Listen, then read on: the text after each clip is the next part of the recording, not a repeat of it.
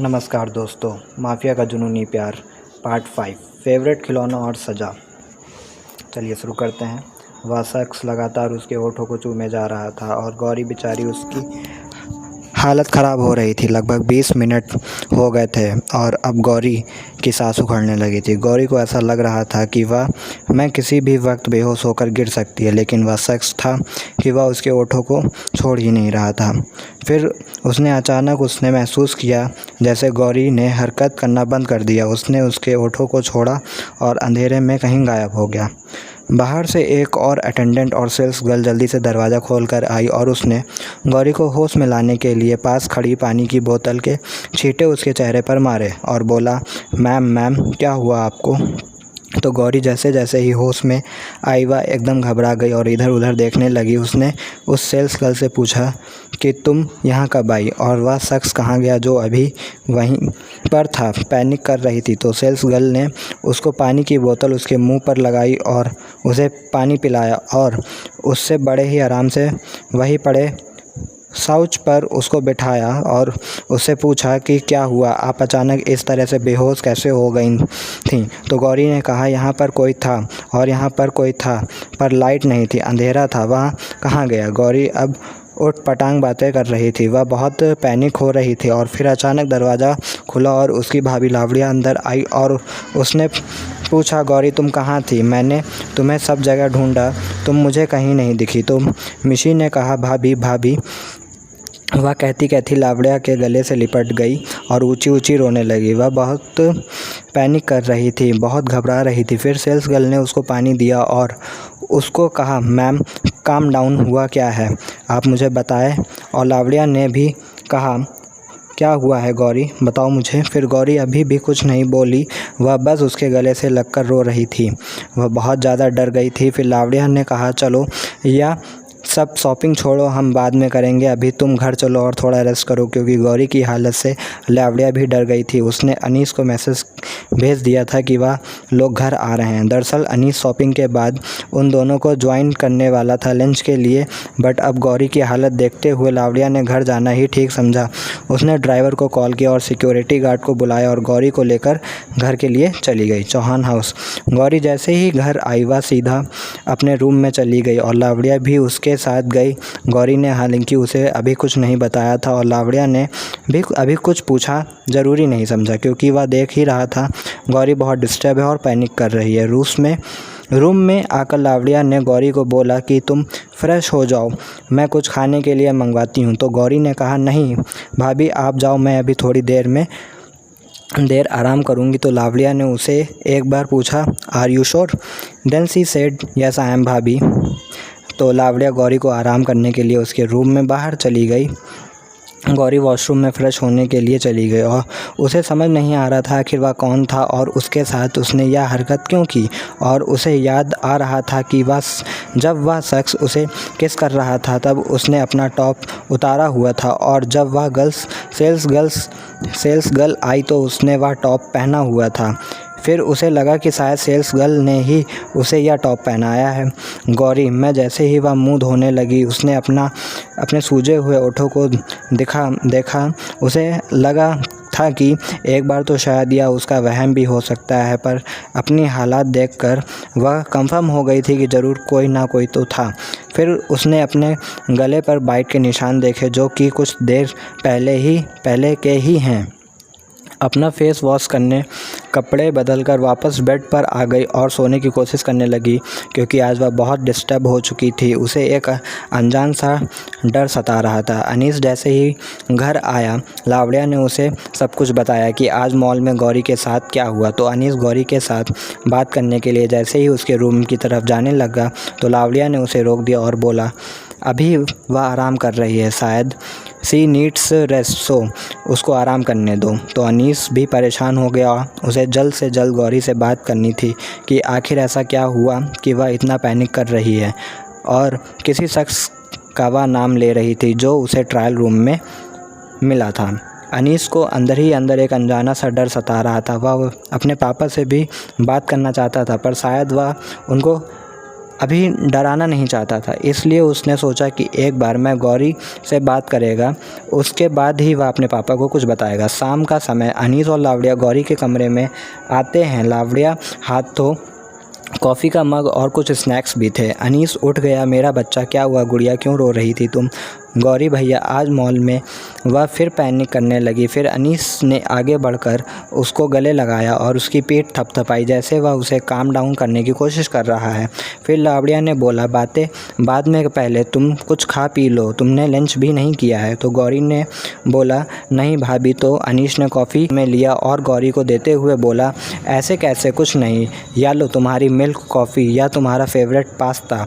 अब इस पास्ता को देख कर ना कैसे बोलोगी। यह उसने माहौल को लाइट करने के लिए बोला था, क्योंकि गौरी बहुत ज़्यादा डर रही थी और अनीस को सारी जानकारी चाहिए थी जल्दी। इसलिए उसने सोचा कि गौरी से आराम से बात करेंगे। फिर गौरी ने कॉफ़ी अपने हाथों में ले ली और कुछ पास्ता खाया। फिर उसने अनीस की तरफ देखकर कहा, भैया मुझे आपको कुछ बताना है। अनीस तो शायद इसी मौके का इंतज़ार कर रहा था, गौरी खुद उसे आगे बढ़कर बताए। तो गौरी ने जो भी आज मॉल में हुआ उसने अनीस को सब बता दिया। हालांकि जब वह अनीस को यह सब बता रही थी, उस इंसान ने कैसे उसे किस किया, तब उसकी आंखें झुकी हुई थी, जैसे वह अपने भाई से शर्मा रही थी। और सही भी था, इस वक्त तो किसी भी बहन को भाई से शर्म आएगी, पर अनीस का जानना भी बहुत ज़रूरी था, क्योंकि वह बहुत डर चुकी थी। उसे पता था वह अनीस को बताएगी, तभी तो अनीस उस शख्स का पता चल सके आखिर में वह कौन था। जैसे जैसे वह बता रही थी, अनीस के हाथों की मुट्ठियाँ कस रही थी। उसे बहुत गुस्सा आ रहा था। उसने अपनी नज़रें इधर उधर की और बिना गौरी को देख बोला, तुम आराम करो, मैं अभी आया।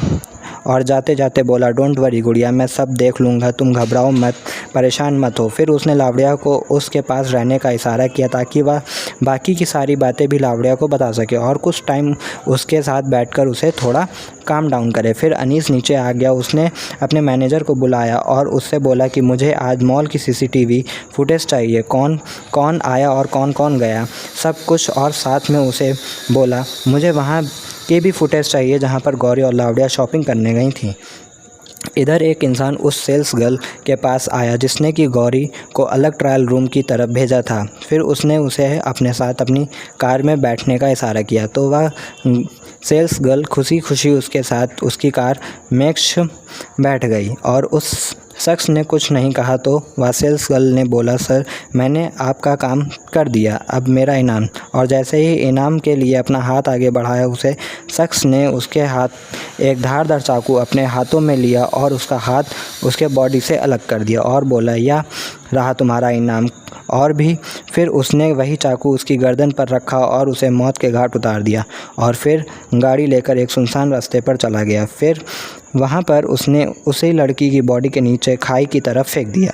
जैसे उसने उसकी बॉडी को फेंका, पीछे से एक और गाड़ी आई। उसमें से एक लंबा चौड़ा और बहुत ही अट्रैक्टिव पर्सनालिटी का एक शख्स बड़े ही रौब से के साथ धीरे धीरे चलता हुआ उस दूसरे शख्स जिसने कि उस लड़की का खून किया था उसके पास आया और बोला, राका, मारने से पहले ज़रा देख तो लिया करो, तुम्हारे पूरे कपड़े पर खून है, you know I hate blood. और फिर बड़ा बुरा सा मुँह बनाया। जी हाँ, यह शख्स और कोई नहीं बल्कि रुद्र ही है, और जिस शख्स ने उस सेल्स गर्ल्स की मौत कर दी है वह राका है। तो राका ने पूछा, बस अपने से इसे मारा?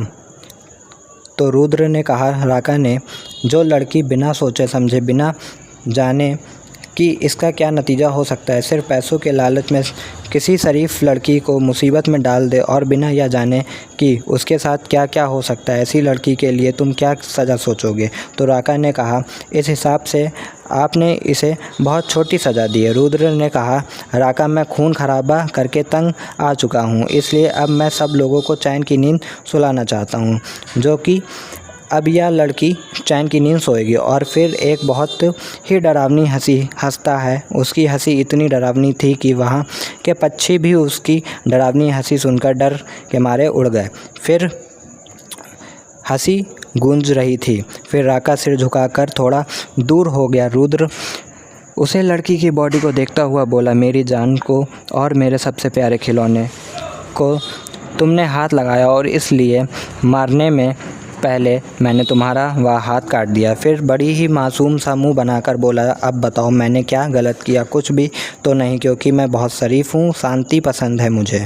और फिर एकदम सीरियस बोला, पर मेरे खिलौने को किसी और ने मुझे छीनने की कोशिश की और अब उसे उसकी सज़ा मिलेगी और फिर मेरा प्यारा खिलौना मेरे पास होगा हमेशा हमेशा के लिए। फिर एक डरावनी हंसता है और वहाँ से चला जाता है।